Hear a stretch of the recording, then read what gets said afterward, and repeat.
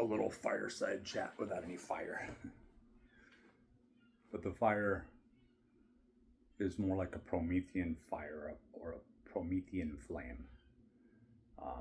When we talk about that, of course, these days, 2026, we must reference people like Jason Rezajorjani, especially with everything that's going on in Iran, and try not to cast this toward a sort of a body politic or a political commentary. But my point is, can you remove the expanse of a language model that is stay within a certain syllogism without expounding upon evolving or really recognizing the natural evolution that takes place in verb variant charting, like with Spanish?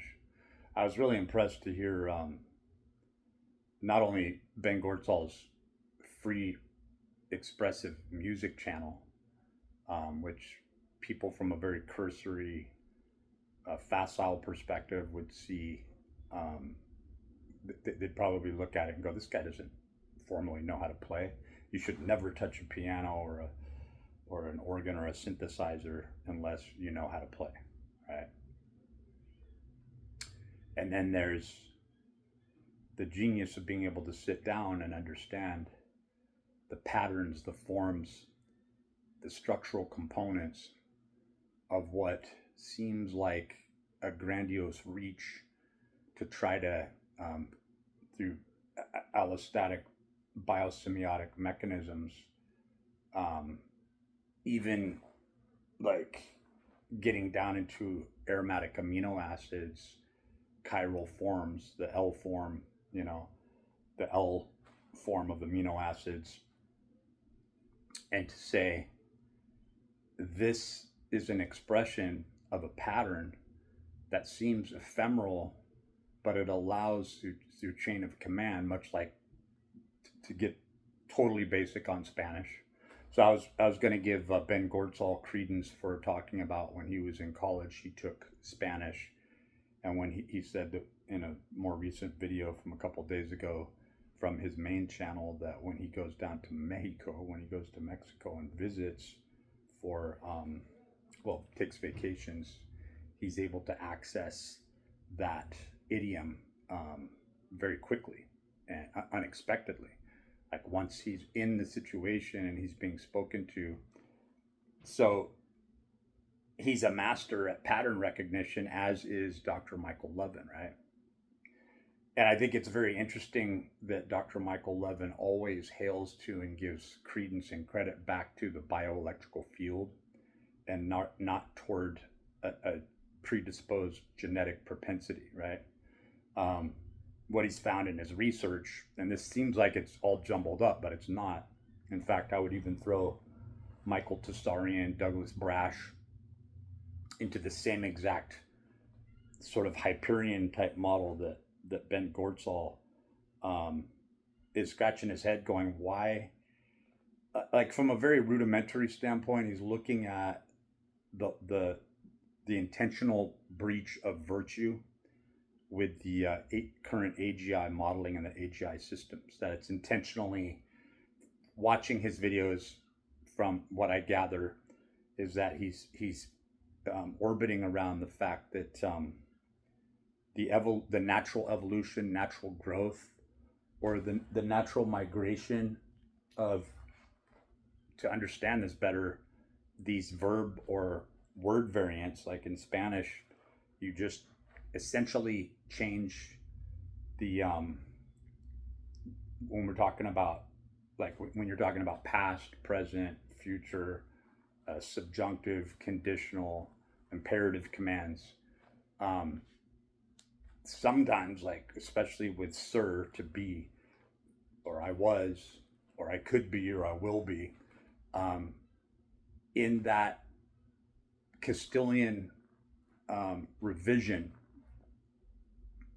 of the horizontal and vertical charting system, the communicado, the communication that is being expressed, is in fact the same thing as looking at a chessboard and going, why does the knight have to make this L pattern? Even more so, it's kind of odd that it is an L, right? Because then you have this sort of left hand pointing mathematics that definitely gets into the inference of the hypotenuse. But then you have these hybrid moves like the pawn and passant, where after a couple of moves you can diagonally pass your opponent that is too horizontally placed to your right or left, and you can actually take the opponent's piece, right? So that type of thing leads into the inference of another layer, and even more so, another player that could play between different sheets or different layers of a language model, right? Where you have, this would be the most rudimentary description. It's like you can still communicate really well just having A1, A2, B1, B2, C1, C2, right? You could, those can interchangeably, people that have that level of exposure, right, education, if you will, are able to communicate with one another, especially if they're understanding how to use the word chunks that come from a colloquial mechanism, right? Of, this is the language, this is how it looks on paper, this is how forensic it is. And by the way, what happened 2,000 years ago? What was this big revision of Latin? It was the Vatican. It was the absorption of Greek, right? So I do like to watch Amon Hillman from time to time, but every time Danny Jones has on people like this alien scientist, I'm like, yeah, I see why I don't watch this. If you don't have a filter for liars and mimics, copycats, and you're just going to put somebody on like that, yeah. Anyway, so when I'm listening to anything that Dr. Michael Levin puts up, and he just recently put something up, I haven't watched it yet, but I did watch the most recent post from Ben Goertzel, singularity.net. If you don't know about his history with Hanson Robotics, Sophia, Grace, her younger sister, Philip K. Dick bot that was programmed essentially around all the writings of Philip K. Dick. I mean, this is somebody who has this creativity and then also is able to access these language models, right? And then he knows when to bring in the people who are the cleanup artists that focus in one particular area of interest and are able to further limpia, to clean, to refine that area, right? So back to Amon Hillman. I mean, there wasn't only just an absorption of Greek and sort of a stripping of, a robbing of Greek, right? But there was you could say that's the jungle. That's the predatorial, cyclical manner of information that it's reduced into, like to sear, to use di, right? Di. And then from a colloquial mechanism, that becomes a part of the dictionary. It's no longer considered colloquial by means, and it could be used in academic circles, right? So things are not only reduced, but the attachment for the ending, between to, you, your, yo, I am, the Nosotros version, we, which is first person, by the way. So like, isn't that odd to say we, right? So anyway, it's a systematic, um, visionary acceptance, to see that the aromatic amino acids, that are um, part of the cortisol switch from the melatonin through typically the absorption of sunlight into, and this is subjective, a lot of people are railing against this as far as consciousness existing at the microtubule level when you look at Penrose and Hameroff, but I think that if you were to use the term localized consciousness, it would make a lot more sense, right? So, and that's really what we're looking at. We're looking at localized consciousness, the ability to express between these different levels of aptitude or exposure or acceptance, really. You have to be able to accept that this word means this, and even more so I'm only, approaching the B1 level at this point. I think I'm on level 4 or a score of 40 on a Duolingo. I skipped several points because I was studying on YouTube for about a month and a half on my own, and that really helped. The AI really helped, like Gemini and ChatGPT helped a lot with the verb variant chart to understand that. I'm always picturing it, and then it becomes more by rote, and then it becomes just like any sort of muscle movement or any movement pattern. You use less motor neurons, and those motor neurons are conditioned to go about through this line of force, just like a muscular movement, right? To go about a certain protocol. But that motor neuron is directly for that, and you no longer require all these other, they become superfluous, right? And along with the venous system, you no longer, it is, just like the word sir, to be, it is, right? Or the star, the more temporary state of being, meaning completely different things, right? Right? Or veces, right? Or tiempo, right? You have time as a construct, but then you have time as a reference, localized time, right? So I think what's missing here, and this is what I was thinking about for years when I was postulating what the principles and esoteric principles of light mean. Fundamentally, the shape and the pattern of how would, from a physics perspective, how would the emotional state, that's our interpretation, or the dynamic state of energy in motion, our interpretation is what injects Freud and Jung into the picture. Because this sounds like it's going off on a tangent, and I've done some videos on erotic mathematics and so forth, right? Like, how could mathematics be erotic? But they are, because the numbers infer a geometrical shape or pattern, and that directly infers a conduit for an energy system, right? So when we talk about a sexual identity, we're not discussing a binary, homosexual, bisexual, or any other euphemistic terms that are popular in the day, right? We're talking about something that inherently offers a uniqueness or an attractiveness, something that's slightly different, but is an identifier within a batching, right? So when Dr. Michael Levin is talking about anthrobots and xenobots, he's not looking at the sexual reproductive identity, or is he? And is he not talking about it?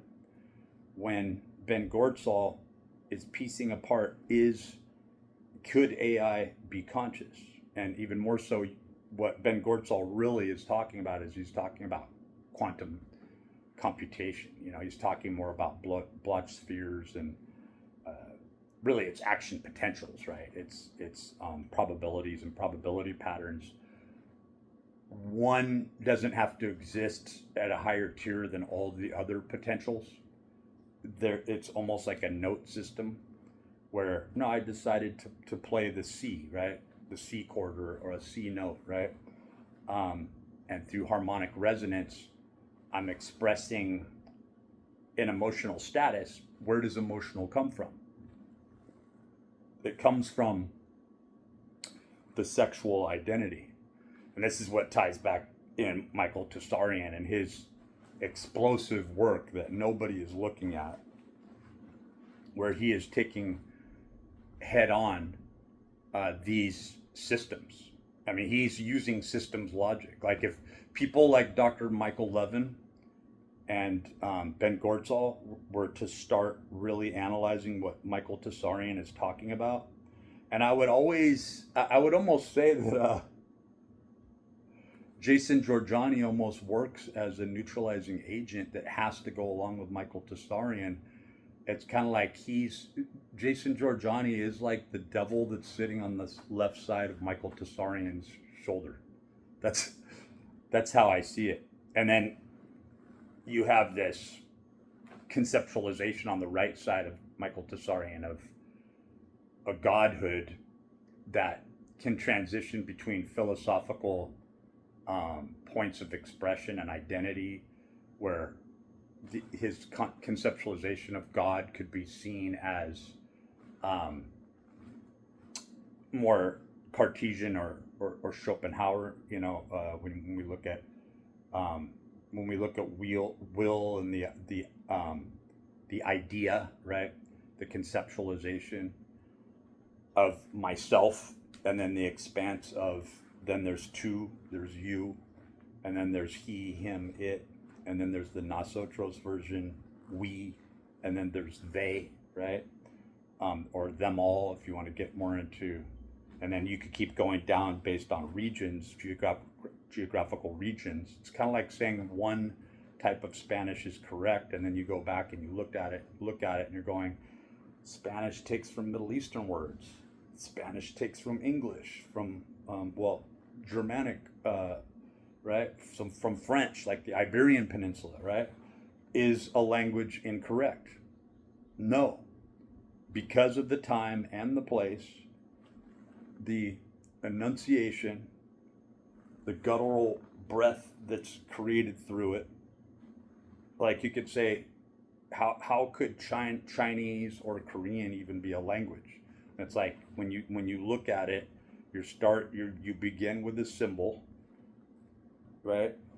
And it has these Asiatic languages give more credence to the fact that these are symbols and dynamic energy systems that we're talking about, because the way they're shaped like the Vitruvian Man, right? They're shaped to where there is a spherical representation around it, a halo around it, if you will, where it sits conjunctively, right? Albeit, but it sits as its own expression.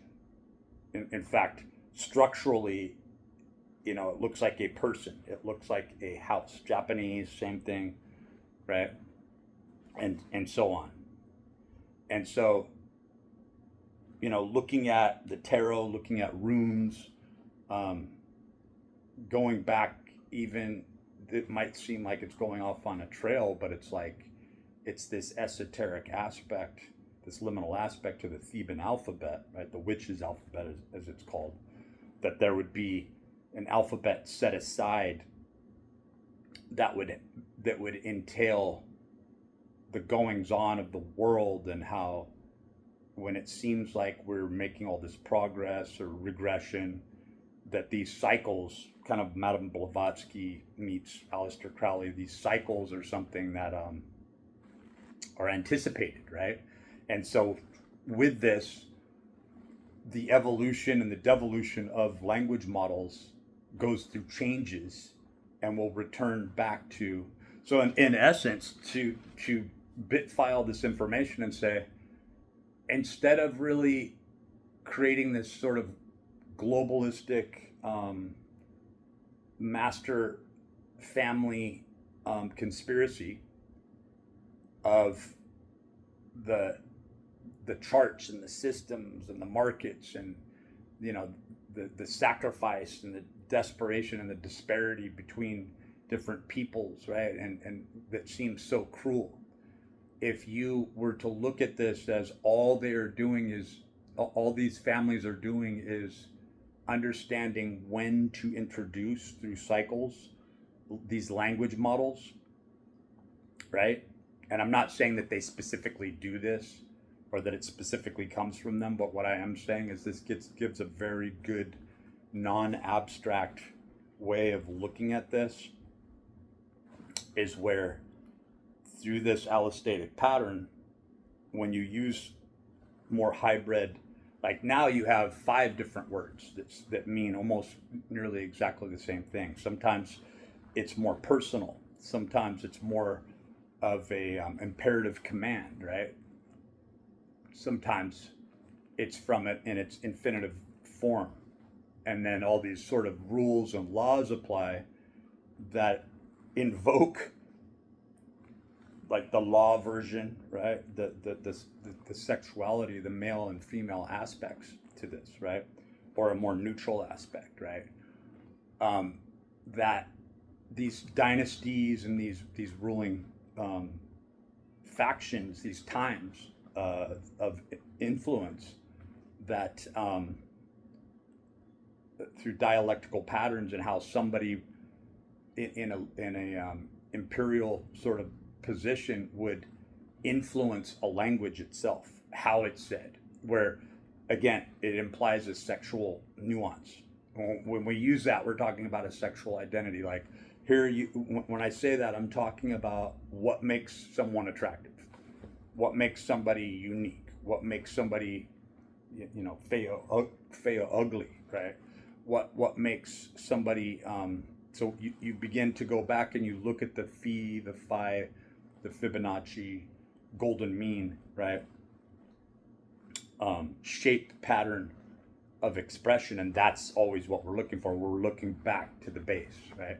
There's a language that's created just through patternizing, right? And then the instrument through backward engineering, right, comes about. The language comes about through the need to express on a higher tier. So I almost think what's missing is not only just layers with this patterning, the Hyperion type of idea, that type of thinking needs to be applied to, like, you have a lot of people that sit on the Zoom calls and the boards, the patterns with Michael Levin, who stay with this biosemiotic mechanistic thought process, and they're trying to think of this sort of, they're reconjuring like the homunculus, they're reconjuring a materium. They're saying we have to abstractly think of this in this context. And then Michael Levin's like, no, most of this can be sorted out through computer generated data sets and models. And then you hear Dr. Ben Goertzel talking about exactly the same thing, right? Through Hyperion, right? So what I'd like to see is I'd like to see a revolutionary bridging between these. And I know that they're both very open-minded people to where they would love to understand how does Michael Tsarian fit into the multi-level, multi-layering, even more so, how does Freud fit into this? That doesn't seem to make any sense. And it's like, it's about sexual identity. It's why you have a yearbook and everybody doesn't look exactly identical. At least to us, we don't look identical. Maybe to some other being, it's kind of like we all look exactly the same. We got 2 eyes. It's like very, very little variant. And this is what it's all about. It's about variance. This entire subject is about how science, now computer science, right? Data sets, because let's face it, in order to be able to hyper visualize these anomalous events, these transitions that become wrote into dictionary, right? That is, the colloquial mechanism drives it, but it's because the language is being used at the markets, it's being used interchangeably through life, and now there has to be something else that expresses the emotion, right? Now you have to have a subjunctive or a conditional state to how you state this, and it has to have its own exclusive category, right? Well, without the sexual identity, that variant wouldn't take place. Things would be extremely syllogistic. They would be extremely robotic. You'd have to use the informational terms non sequitur every single time you were going off the charts, and it would almost be like using the F-bomb 20 or 30 years ago. Nobody gives a flying fuck if you use that now. In fact, it's just an exclamation point of a different flavor, and that's exactly what we're talking about. It's like, no, that word is too juicy, it's too useful, it has too many applications to just throw that out, right? Just out of polite. But then there's a communication with this sort of like it's an epistemological event, because you're looking at the dogma of religion and saying, oh, we never say that. And then it's like, yeah, but you Mormons are doing what? The LDS church is responsible for what? Like, the reason that the amplification, and I haven't watched him for a while, but JJ Vance, Heidi Love, and several of those people are tackling the truths about the Mormon church and the LDS church, and the implications of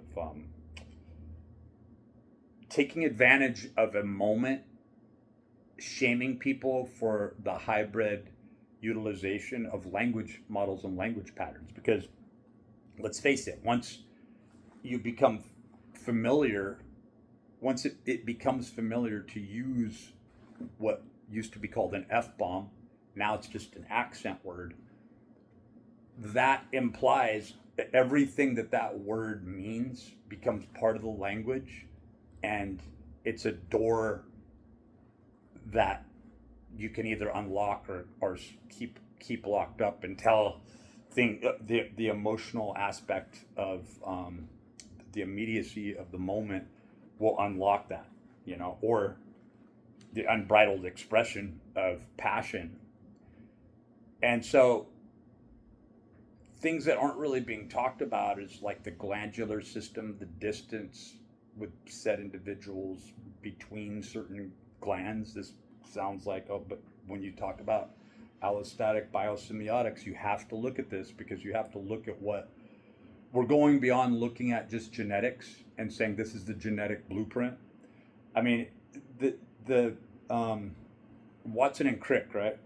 Going back to the whole Lives of the Cell, DNA, amazing book that was written around the time where this Human Genome Project was supposedly just about finished, and then a rapid increase in computation ability around the year 2000 took place, and they were able to go back and see all the flaws, all the areas, but they had to walk with the Promethean torch, and they had to start the fire, right? They needed to create this backward engineering need for this programming model, right?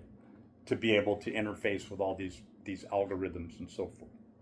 But my whole point here, and just to, in summary, is that these patterns and these shapes that we see between the xenobots and the anthrobots, Dr. Michael Levin, and the discussions with different people like Douglas Brash and so forth, that are really looking at the shape and the pattern of not only our organs, trying to see how the conceptualization of the homunculus didn't die out. It was just misread or misinterpreted, right?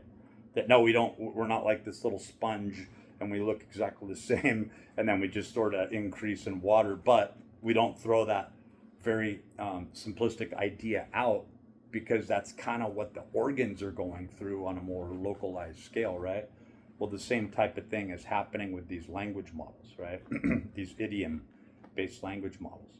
So we don't throw the conversations and despite any sort of dogmatic interplay that you might have, where you just throw Dr. Amon Hillman's research completely out, and thereby you don't throw out Jason Rizza-Giorgiani, right, who's really looking at the intricate details of this and how these patterns, this language model blossoms into the body politic, or the political shaping on a more macro scale as we dilate out and we're no longer said individual.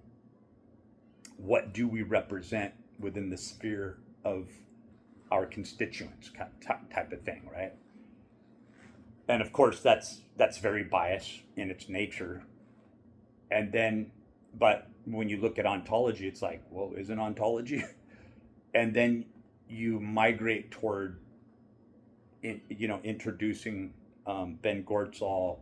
And I was describing, Ben Goertzel, his long history.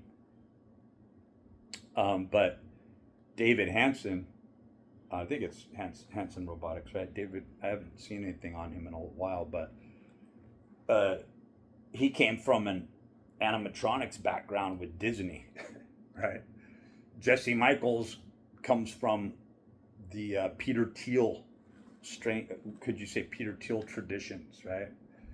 When we look at DARPA and ARPA and all the shit that's going on there, right? Palantir. But in summary, the whole thing points to localized consciousness, cybernetic control mechanisms, and even more so to introduce Metcalfe's law into this, and how most of these things, these events, could be described very similar to how we're looking at cryptocurrency, unique identifiers and chains and forks, right? And how the transactional aspect of information can be introduced and absorbed and utilized almost like, Ethereum or gas, right? Which is obvious capitalistic exploitation, right? But once you start to look at this, other scientists, let's say, for lack of a better, are introduced into the equation, right? Because when we're talking about an idiom, when we're talking about a language model, when we're talking about a pattern, you can't break free, in other words, from Pierre Proudhon and mutualism, right? Definitely, right? And you can't break free then when you start to think about that, and you look at Dostoevsky, right? It loops you right back around to Nietzsche, and it loops you right back around to these value systems, right? It introduces Schopenhauer's conceptualization of the female, and it says, no, he's not talking about, it is personal, but it's not. He's talking about the fact that there is a very impersonal aspect that moves and flows like an idiom, where there's this very cold, rigid structural component to, again, a sexualization of, you put on the makeup, like Nietzsche said, under her dress and finery, when he's talking about, supposing truth as a woman, and he's talking about this sort of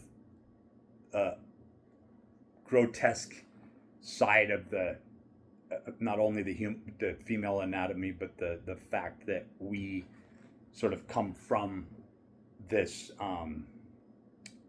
primal state of existence, right? That we're trying to transition into something that's more like this sort of, we're reaching out toward God, but in doing so, we're forgetting who we are as we're reaching out, sort of thing. That we have to take the good and the bad through this balance, introducing Michael Tessarian back in the picture. Look at the tarot, look at the plight of the planetary alignment, instead of pointing fingers and going, the moon is an artificial structure. This is all just a big setup, right? To look at it and go, okay, all that may be true, but is that going to get you out of the situation? How do we deal with this through these cyclical patterns in our time? And then we begin to see again that this whole thing with harmonic resonance, CERN, if you will, quantum computation, that's exactly what is being expressed through this dialectical exchange, is that these patterns not only are represented on a macro cycle, but on a lower microcycle, you can see the same type of harmonic patterns begin to influence, exist, and expound into the cultivation. We're talking about geography and the expanse of space, the need to expand into space because we are the representation of a growing idiom, right? And that those words used enough, frequently enough, end up becoming these tulpas, these egregores that are called into existence and thus require the materium that oddly comes from the incited dynamic carbon that is only manifested through death, right? And reused and reappropriated, right? Oxygen and carbon, right? And what are we really doing is we're always trying to, from a healthy standpoint, we're always trying to, like the last state, when you eat your protein, and that's what you're made out of. And other than water, you really just are these carbon backbones of protein, unique patterns of protein expression. Well, what's really happening? The protein finally, breaks down, goes into this hydrolyzed state, and then finally into this muscle nitrogen state, right? Is the fact that you can't escape from the plasma transient aspect, that these are cymatically perhaps held forms through a dynamic operation with the strong and weak nuclear force, kind of like the trifold envelopes of collagen, we have proline and so forth, and glycine, right? And the micronutrients that are required for that that hold us together like glue. Well, the same thing in effect is happening, but back into Michael Levin, is that this bioelectrical field, this form of unique identity, and what gives us our unique identity and makes us think that this is extremely valuable, the nuance is one of a sexual identity. It is. Like, I'm not expounding on what that means. Again, I'm not saying, but I'm not reducing it from the final cause of a sexual expression, or even more so in some instances, you have a person who's put together in a more erotic manner where they're constantly, they get the benefits from the dynamic energetics, but on the downside, they get the same type of erotic flux, right? That doesn't stay within a certain banal parameter, right? And that now you have these people who are representing a pattern where they are extremely, like, who is that? John Quincy Adams, identified himself as one of the most boring people that you'd ever meet in your life. Well, there was a need for that specific type of individual, right? And then you have all the rumors with, Lincoln, really wild rumors, but things that are, or Kennedy, right? Where you have these different dynamic attributes that these principles, these energetics, this time and distance of, let's face it, this glandular operation. And when we talk about glands, you cannot dismiss the Skene's gland and other things that are happening within the female, but the human anatomy. Why is it there? Why is it able to be charged through this zodiacal tarot reading, right? To where you want life, you want to return back to this energized life, but you also have to face the fact that this um, the eroticism that caused all the strife and all the problems was also what manufactured the substance that became the representation of your current status or state, occupation, marriage, or whatnot, right?